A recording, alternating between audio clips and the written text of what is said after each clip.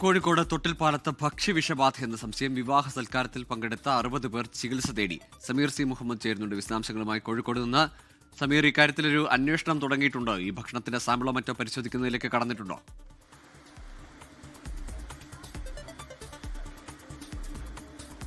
ഗോകുൽ, ഇതുമായി ബന്ധപ്പെട്ട് കാവലുംപാറ പഞ്ചായത്ത് അധികൃതർ അവിടെ എത്തുകയും അവിടെ ആരോഗ്യ വിഭാഗം ഇപ്പോൾ പരിശോധന ആരംഭിക്കുകയും ചെയ്തിട്ടുണ്ട്.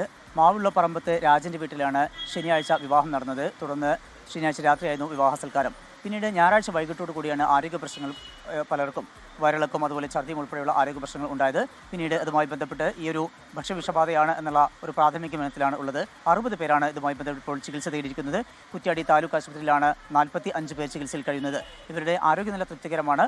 ഏതായാലും ഇതുമായി ബന്ധപ്പെട്ട് നിലവിൽ ആശങ്കപ്പെടേണ്ട സാഹചര്യമില്ല എന്നാണ് ആശുപത്രി അധികൃതർ അറിയിക്കുന്നത്. ഗോകുൽ, ശരി, സമീർ സി മുഹമ്മദാണ് വിവരങ്ങൾ നൽകിയത്. ലോകത്തെവിടെയായാലും ഏത് സമയത്തും 24 വാർത്തകളും ഓഗ്മെന്റഡ് റിയാലിറ്റി പാക്കേജുകളും എക്സ്പ്ലെയിനറുകളും വിശദമായി കാണാൻ ഞങ്ങളുടെ യൂട്യൂബ് ചാനൽ നിങ്ങൾക്ക് സബ്സ്ക്രൈബ് ചെയ്യാം.